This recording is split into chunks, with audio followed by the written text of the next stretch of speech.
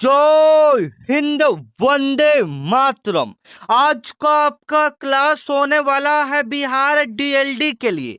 मैं कहूँगा साथियों, अगर आप पहली बार पेपर देने जा रहे हो, अभी तक तैयारी नहीं किए हो और चाहते हो कि पहली बार में ही आपको सरकारी कॉलेज मिल जाए, तो आज का यह वीडियो आपके लिए वरदान साबित होगा साथियों। आज का इस वीडियो में आपको वही सवाल बताएंगे जो सीधे आपके पेपर में हुबहू यही सवाल आपको देखने को मिलेगा। अगर आप भी सरकारी कॉलेज का सपना देखते हो साथियों, तो इस वीडियो में बताए गए सभी प्रश्नों को आपको रटना पड़ेगा, तब जाकर आपका एक सीट यहाँ पर पक्का होगा। तो आज का आपका पहला प्रश्न है जो कि सोशल स्टडीज यानी सामाजिक अध्ययन का है, जो कि सीधे आपके पेपर में 20 प्रश्न यहाँ से आपको देखने को मिलेगा। आप बिल्कुल सही करोगे। भारतीय राष्ट्रीय कांग्रेस का स्थापना कब हुआ था? आपके पेपर में सवाल बनेगा साथियों, भारतीय राष्ट्रीय कांग्रेस का स्थापना कब हुआ था? बिल्कुल आप सही करोगे, 28 दिसंबर 1885 ईस्वी को। ऑप्शन नंबर ए आप बिल्कुल सही करोगे, जो कि सीधे आपके पेपर में यह सवाल हुबहू आपको देखने को मिलेगा। भारतीय राष्ट्रीय कांग्रेस का स्थापना कब हुआ था? 28 दिसंबर 1885 ईस्वी को। कहाँ में हुआ था? आपके अगले शिफ्ट में पूछेगा कहाँ में हुआ था। बिल्कुल आप सही करोगे, मुंबई में हुआ था। कहाँ में हुआ था साथियों? मुंबई में हुआ था, आप याद रखिएगा। आपके पेपर में सवाल बनेगा किसके द्वारा किया गया था? ये ओ हयूम के द्वारा किया गया था, आप याद रखना। आपके पेपर में यह सवाल हुबहू यही सवाल आपको देखने को मिलेगा। आप ऑप्शन नंबर है ये आप अपने एग्जाम में बिल्कुल सही करके आओगे। आपका सेकंड नंबर सवाल है साथियों, जो कि सीधे एक एक प्रश्न आपके पेपर में हुबहू आपको देखने को मिलेगा। वेदों की ओर लौटो का नारा किसने दिया था? आपके पेपर में यह सवाल बनेगा साथियों, वेदों की ओर लौटो का नारा किसने दिया था? सीधे आपके पेपर में यह सवाल हुबहू आपको देखने को मिलेगा। आप बिल्कुल सही करोगे, वेदों की ओर लौटो का नारा किसने दिया था साथियों? स्वामी दयानंद सरस्वती ने दिया था। Option number B, option number B आप अपने एग्जाम में क्या करके आओगे? बिल्कुल सही करके आओगे। वेदों की ओर लौटो का नारा स्वामी दयानंद सरस्वती ने दिया था, आप याद रखिएगा। आर्य समाज का स्थापना किसने किया था? आपके अगले शिफ्ट या आने वाले जो भी एग्जाम डेट है उसमें यह सवाल बनेगा। आप बिल्कुल सही करोगे, आर्य समाज का स्थापना स्वामी दयानंद सरस्वती ने किया था। किसने किया था? स्वामी दयानंद सरस्वती ने किया था, आप याद रखना। और यहां से यह भी बनता है कि ब्रह्मा समाज का स्थापना किसने किया था? ब्रह्मा समाज का स्थापना किसने किया था? राजा राम मोहन राय ने किया था, आप याद रखना। आपके पेपर में यह सवाल हुबहू आपको देखने को मिलेगा साथियों। आपका आने वाला अगला सवाल है जो सीधे आपके पेपर में छपेगा। जवाब देते चलोगे। गदर पार्टी का स्थापना किसने किया था? गदर पार्टी का स्थापना किसने किया था साथियों? सीधे आपके पेपर में यह सवाल हुबहू आपको देखने को मिलेगा। आप बिल्कुल सही करोगे। गदर पार्टी का स्थापना किसने किया था? लाला हरदयाल ने किया था 1913 ईस्वी में। और एक बार कमेंट करके बता दोगे आप लोग साथियों, आपका एग्जाम सेंटर कहाँ पड़ा है? काफी सारे बहुत जगह का नाम कमेंट करें, कोई पटना करे, कोई मुजफ्फरपुर करे, आपका कहाँ गया है एक बार कमेंट करके बताओगे, ठीक है ना। आपका एग्जाम सेंटर कहाँ पड़ा है साथियों और किस डेट को है, साथ में ये भी बता दोगे, ठीक है, ताकि मैं आपको एग्जाम डेट के दिन आपको ओरिजिनल पेपर दे सकूं, ठीक है। चलो, तो यहां पर आपका याद हो गया, लाला हरदयाल ने गदर पार्टी का स्थापना किया था। आपका आने वाला अगला सवाल है साथियों, जालियांवाला बाग हत्याकांड किस वर्ष हुआ था? आपके पेपर में सवाल बनेगा, जालियांवाला बाग हत्याकांड किस वर्ष हुआ था साथियों? बिल्कुल आप सही करोगे, 13 अप्रैल 1919 ईस्वी को। जालियांवाला बाग हत्याकांड कब हुआ था? 13 अप्रैल 1919 ईस्वी को आपका जालियांवाला बाग हत्याकांड पंजाब के अमृतसर में हुआ था, आप याद रखना। जालियांवाला बाग हत्याकांड से आपके पेपर में यही सवाल आपको देखने को मिलेगा। आप बिल्कुल सही करोगे, जालियांवाला बाग हत्याकांड 13 अप्रैल 1919 ईस्वी को हुआ था, आप याद रखना। कहां में हुआ था साथियों? पंजाब के अमृतसर में हुआ था, आप याद रखना, ठीक है। चलो, और इसका अंग्रेज का प्रधान इसमें जो गोली चलाने का आदेश दिया था उसका नाम भी कभी कभी पूछा जाता है, ठीक है। आप नाम याद रखोगे जनरल डायर, उसका नाम क्या था, जनरल डायर। आप याद रखना, आपके पेपर में यह सवाल हुबहू आपको देखने को मिलेगा। अगर हम बात करें साथियों 1920 ईस्वी को, तो 1920 ईस्वी में आपका कौन सा आंदोलन हुआ था, असहयोग आंदोलन हुआ था, आप याद रखना। 1920 में आपका कौन सा आंदोलन हुआ था, असहयोग आंदोलन, आप याद रखना। आपके पेपर में यह सवाल हुबहू आपको देखने को मिलेगा। देखिएगा, जिनका अगले शिफ्ट में या अगले एग्जाम डेट है तो उनके लिए भी यह वीडियो वरदान साबित होगा। जो जो प्रश्न मैं आपको एक्स्ट्रा फैक्ट के साथ बता रहा हूं आप उसे रट लो, तभी आपका एक सीट पक्की होगा, तभी आपका सरकारी कॉलेज पक्का होगा। देखिएगा, जिनका आगे एग्जाम डेट है वो जवाब देते चलोगे, ठीक है ना। चलो, महात्मा गांधी जी ने साबरमती आश्रम का स्थापना कहाँ किया था, आपके पेपर में सवाल बनेगा। आप बिल्कुल सही करोगे साथियों, गांधी जी ने साबरमती आश्रम का स्थापना कहाँ किया था। सबसे पहले तो याद रखोगे उसका स्थापना 1917 में किया गया था। गांधी जी ने साबरमती आश्रम का स्थापना कब किया था, 1917 में। कहाँ में किया गया था, अहमदाबाद में। Option number A, option number A आप याद रखोगे, आपके पेपर में यह सवाल हुबहू आपको देखने को मिलेगा साथियों, ठीक है। चलो, 6 नंबर आपका सवाल है साथियों, भारत में कौन सा दलीय व्यवस्था है, आपके पेपर में यह सवाल हुबहू आपको देखने को मिलेगा। तो भारत में कौन सा दलीय व्यवस्था है, बिल्कुल आप सही करोगे। एक दलीय व्यवस्था नहीं है, द्विदलीय नहीं है, बहुदलीय है।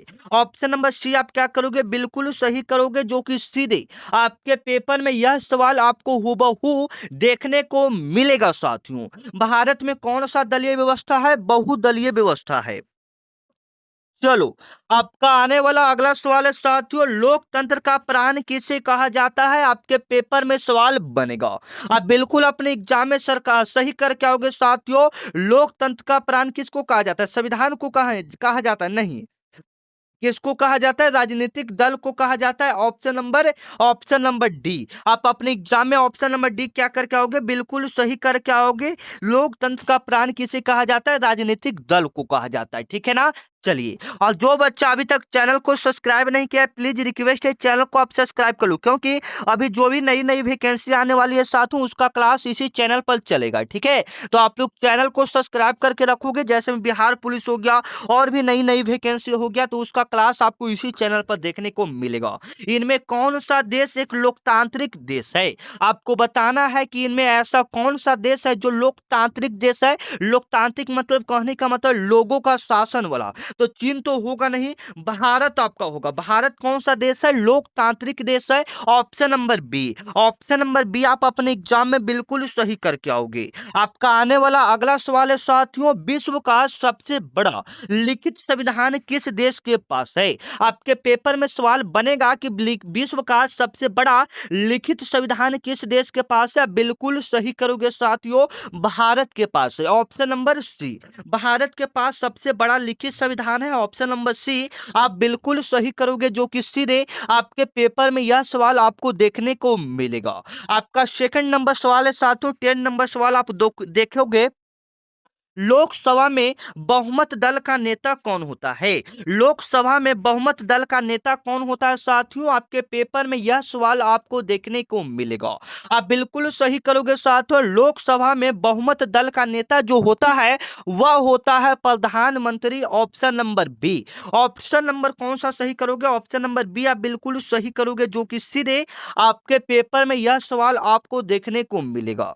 लोकसभा में बहुमत दल का नेता कौन होता है साथियों, प्रधानमंत्री होते हैं। Option number B, option number B आप बिल्कुल सही करोगे, जो कि सीधे आपके पेपर में यह सवाल आपको देखने को मिलेगा। यहां से भी सवाल बनता है कि लोकसभा का जब सदस्य आपको बनना है तो आपका उम्र कितना होना चाहिए। आप याद रखोगे, आपके अगले शिफ्ट या अगले एग्जाम डेट में पूछा जाएगा। आप याद रखोगे 25 ईयर्स। लोकसभा का सदस्य बनना है तो आपका उम्र कितना होना चाहिए, 25 वर्ष होना चाहिए, आप याद रखो। अगर आपको राज्यपाल बनना है या राष्ट्रपति बनना है तो आपका उम्र होना चाहिए 35 ईयर्स, यानी 35 साल आपका उम्र होना चाहिए, आप याद रखना। आपका आने वाला अगला सवाल है साथियों, भारत में करेंसी नोट कौन जारी करता है? भारत में करेंसी नोट कौन जारी करता है साथियों? बिल्कुल आप सही करोगे। आपके पेपर में यह सवाल हुबहू आपको देखने को मिलेगा। भारत में करेंसी नोट कौन जारी करता है? बिल्कुल आप सही करोगे, Reserve Bank of India. Option number C, option number C आप क्या करोगे? बिल्कुल सही करोगे, जो कि सीधे आपके पेपर में यह सवाल आपको हुबहू देखने को मिलेगा। भारत में करेंसी नोट कौन जारी करता है? Reserve Bank of India. Option number C. इसका स्थापना आपके अगले शिफ्ट में पूछेगा, बिल्कुल याद रखोगे। इसका स्थापना 1 अप्रैल 1935 ईस्वी को किया गया था। और इसका मुख्यालय कहाँ है? इसका मुख्यालय मुंबई है, आप याद रखना। आपके पेपर में यह सवाल हुबहू आपको देखने को मिलेगा साथियों। आपका आने वाला अगला सवाल है 12 नंबर का सवाल देखोगे आप साथियों। मिट्टी किस प्रकार का संसाधन है? आपको बताना है मिट्टी किस प्रकार का संसाधन है। आपके पेपर में यह सवाल आपको हुबहू देखने को मिलेगा। देखिएगा, मिट्टी कभी भी समाप्त होने वाला संसाधन नहीं है। तो जो जिसको हम पुनः उपयोग कर सकते हैं उसको नवीकरणीय, तो मिट्टी को हम लोग दोबारा उपयोग नहीं कर सकते। मान लीजिए कि मिट्टी का कहीं एक बार उपयोग किए तो दोबारा उसका उपयोग कर सकते हैं, इसलिए मिट्टी यहाँ पर कौन सा होगा? नवीकरणीय संसाधन हो जाएगा। Option number A. Option number A आप अपने एग्जाम में बिल्कुल सही करके आओगे। चिपको आंदोलन के प्रणेता कौन है साथियों? आपके पेपर में सवाल बनेगा। चिपको आंदोलन के प्रणेता कौन है साथियों? बिल्कुल आप सही करोगे, Sundarlal Bahuguna. Option number B. Option number B आपका क्या हो जाएगा? बिल्कुल राइट हो जाएगा, ठीक है। और जो चिपको आंदोलन है यह किस राज्य में किया गया था? आप याद रखना, आपके अगले शिफ्ट में बनेगा उत्तराखंड में। और आपका एग्जाम डेट कब है साथियों? ये भी कमेंट करके बताओगे, ठीक है, ताकि मैं आपको उस दिन का क्लास करवाने का कोशिश करूंगा। एक एक बार सभी बच्चे अपना एग्जाम डेट कमेंट करके बताओगे। चिपको आंदोलन के प्रणेता कौन हो जाएंगे? सुंदरलाल बहुगुणा। यह उत्तराखंड के चमोली जिला में हुआ था, ठीक है, याद रखना। चलिएगा, अगर मेघा पाटेकर के बारे में पूछेगा तो मेघा पाटेकर नर्मदा बचाओ आंदोलन के नेता थे, ठीक है। मेघा पाटेकर तो कौन थे साथियों? ये नर्मदा बचाओ आंदोलन के नेता थे, आप याद रखना। आपका आने वाला अगला सवाल है साथियों 14 नंबर आपका सवाल है, भारत का सबसे लंबा बांध कौन सा है? भारत का सबसे लंबा बांध कौन सा है साथियों? आपके पेपर में यह सवाल आपको हुबहू आपको देखने को मिलेगा। भारत का सबसे लंबा बांध का नाम है साथियों हीराकुंड। क्या नाम है? Hirakud. Option number B. Hirakud आप याद रखोगे। ऑप्शन नंबर बी आपके पेपर में यह सवाल आपको हुबहू आपको देखने को मिलेगा साथियों, ठीक है। चलो, आपका आने वाला अगला सवाल है 15 नंबर सवाल है, काली मिट्टी का दूसरा नाम क्या है? आपके पेपर में सवाल बनेगा, काली मिट्टी का दूसरा नाम क्या है? तो काली मिट्टी को और हम लोग रेगुर मिट्टी के नाम से जान सकते हैं। ऑप्शन नंबर बी आप अपने एग्जाम में बिल्कुल सही करके आओगे। और एक बात यहाँ पर याद रखना कि काली मिट्टी में सबसे ज्यादा कौन सा फसल उपजाया जाता है? याद रखना, काली मिट्टी में सबसे ज्यादा कपास उपजाया जाता है, याद रखना। आपके अगले शिफ्ट में यह प्रश्न बनेगा साथियों, ठीक है, याद रखना। और यहाँ पर यह भी याद रखोगे, काली मिट्टी का विस्तार यानी काली मिट्टी सबसे ज्यादा किस राज्य में पाया जाता है? याद रखना, ये महाराष्ट्र में सबसे ज्यादा पाया जाता है। ऑप्शन नंबर बी सी आप सही करोगे, ठीक है, महाराष्ट्र में। चलिएगा, आपका आने वाला अगला सवाल है साथियों, बिहार में रज्जू मार्ग कहाँ है? आपके पेपर में सवाल बनेगा, बिहार में रज्जू मार्ग कहाँ है साथियों? जवाब देते चलोगे, ठीक है। बिहार में रज्जू मार्ग आपका हो जाएगा राजगीर में। रज से रज्जू, रज से कहाँ हो जाएगा? राजगीर। ऑप्शन नंबर बी आप याद रखना, आपके पेपर में यह सवाल देखने को मिलेगा।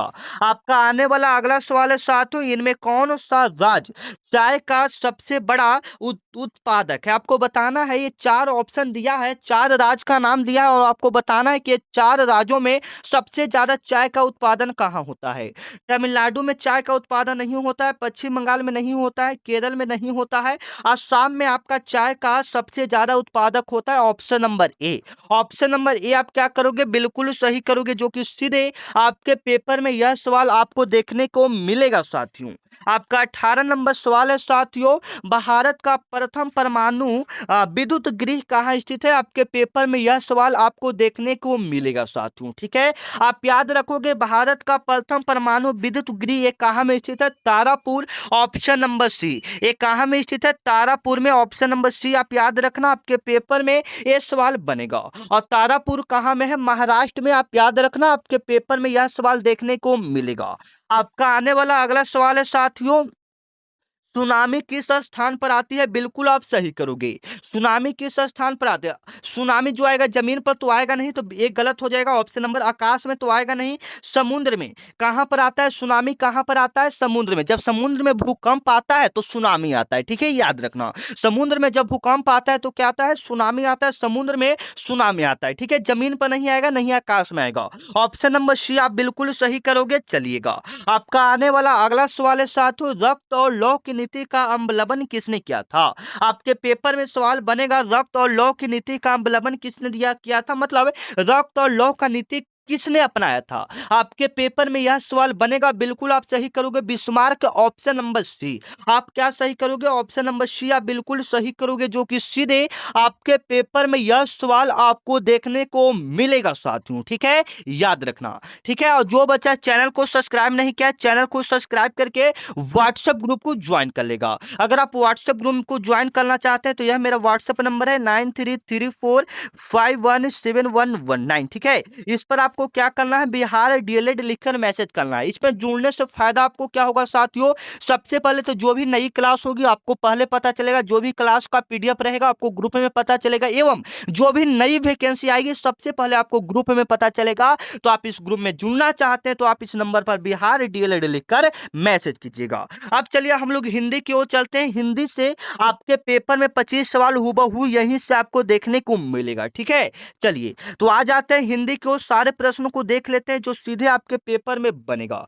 आपका पहला सवाल है, हिंदी किस भाषा परिवार की भाषा? सबसे पहले तो पूछेगा कि हिंदी किस लिपि में लिखी जाती है, तो देवनागरी लिपि में लिखी जाती है। लेकिन यहाँ पर आपका सवाल कर रहा है साथियों, आप याद रखोगे ये भारोपीय भाषा की लिपि है। Option number A, option number A आप क्या करोगे? बिल्कुल राइट करोगे। भाषा परिवार की लिपि है तो भारोपीय का है, ठीक है, ऑप्शन नंबर ए।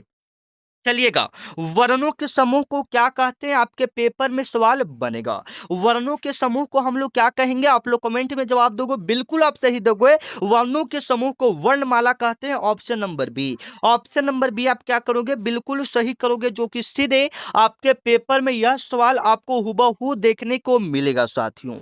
आपका आने वाला अगला सवाल है साथियों, क का उच्चारण स्थान क्या है? क का उच्चारण स्थान क्या है साथियों? बिल्कुल आप सही करोगे। क का उच्चारण, क हम लोग कहां से बोलेंगे? आप याद रखोगे, क हम लोग कंठ से बोलेंगे। क हम लोग कहां से बोलेंगे? कंठ से। क का उच्चारण स्थान कंठ से। क वाला जितना भी रहेगा कंठ से। चछ जझ वाला जो रहेगा तालु से। तथ दध वाला जो रहेगा वो कहां से बोलेंगे? मूर्धा से। एक त थ द ये वाला रहेगा तो दंत से बोलेंगे, ठीक है। पापा बाबा कहां से बोलते हैं? ओठ से बोलते हैं। आप याद रखना, उच्चारण स्थान से एक सवाल आपके पेपर में यही सवाल आपको देखने को मिलेगा साथियों।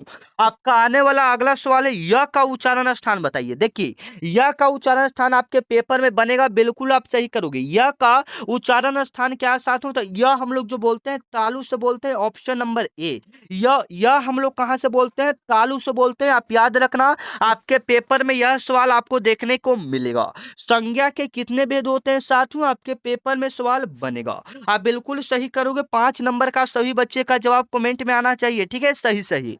चलिएगा, आपका आने वाला अगला सवाल है, पर्वत कौन सी संज्ञा है? आपके पेपर में सवाल बनेगा साथियों, पर्वत कौन सा संज्ञा है? अगर यहाँ पर किसी पर्वत का नाम लिखा रहता तो वह व्यक्तिवाचक होता, जैसे में हिमालय हो जाता और भी बहुत सारे पर्वत, माउंट एवरेस्ट हो जाता, तो वह व्यक्तिवाचक के अंतर्गत आता। लेकिन पर्वत का रहा तो पर्वत का नाम यहाँ पर मेंशन है, तो पर्वत बड़ा भी हो सकता है, छोटा भी हो सकता है, बड़ा भी लंबा भी हो सकता है, ठीक है। तो ये पूरे जाति का पर्वत बोर्ड का रहा है, तो ये जातिवाचक हो जाएगा। Option number B, option number B आपका क्या हो जाएगा? बिल्कुल राइट हो जाएगा, जो कि सीधे आपके पेपर में यह सवाल आपको हुबहू आपको देखने को मिलेगा साथियों।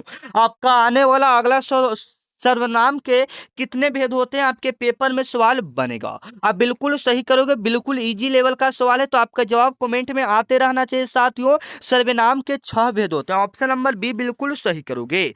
वह कौन सा सर्वनाम है? वह कौन सा सर्वनाम है? आपके पेपर में यह सवाल बनेगा। तो वह यहाँ पर पुरुषवाचक का बोध करेगा। ऑप्शन नंबर ए, पुरुषवाचक वह कौन सा सर्वनाम है साथियों? पुरुषवाचक है, आप याद रखना। आपके पेपर में यह सवाल हूबहू आपको देखने को मिलेगा। विशेषण के कितने भेद होते हैं साथियों, बताइएगा। विशेषण के मुख्यतः कितने भेद होते हैं? बिल्कुल आप सही करोगे, 4 भेद। Option number B. चलिएगा, आपका आने वाला अगला सवाल है, काला घोड़ा में काला क्या है?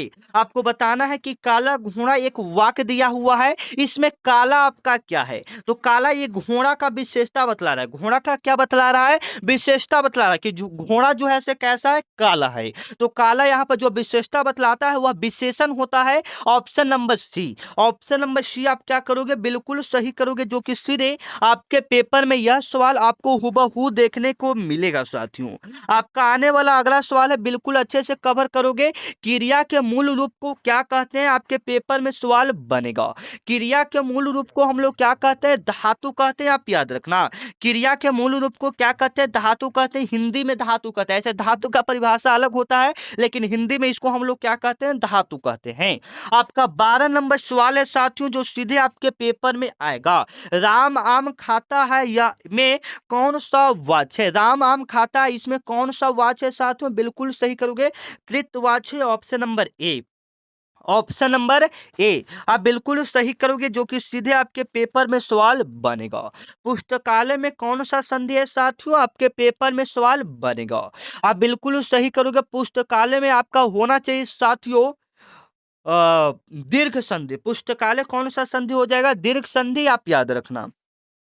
आपका 14 नंबर सवाल है साथियों, यथाशक्ति। यथाशक्ति में कौन सा समास है? आपको कई बार पहचानने के लिए बता दिए हैं।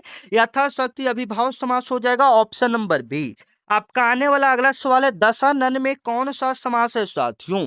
आपके पेपर में सवाल बनेगा, दशानन में कौन सा समास है साथियों? दशानन। दशानन कहने का मतलब है एक तरफ से भगवान। तो यहाँ पर कौन सा समास का उदाहरण हो जाएगा? तो ये आपका बहुब्रीहि समास का हो जाएगा। ठीक है, याद रखना, बहुब्रीहि समास। Option number C. जब भी भगवान का नाम लिया जाता है, बहुब्रीहि समास।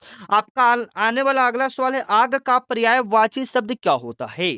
आग को हम लोग अनिल तो नहीं बोलेंगे, अनिल हवा को बोलते हैं। अंबर नहीं बोलेंगे, वारी नहीं बोलेंगे, क्या बोलेंगे? अनल बोलेंगे। Option number B. Option number B आप बिल्कुल सही करोगे। आपका आने वाला अगला सवाल है साथियों, अमृत का विलोम शब्द क्या होगा? अमृत का उल्टा आपसे पूछ रहा है, तो अमृत का उल्टा विष होता है। ऑप्शन नंबर ए। अमृत का उल्टा क्या होता है साथियों? विष होता है। आपका आने वाला अगला सवाल है साथियों, जो सब कुछ जानता हो उसे हम लोग क्या कहते हैं?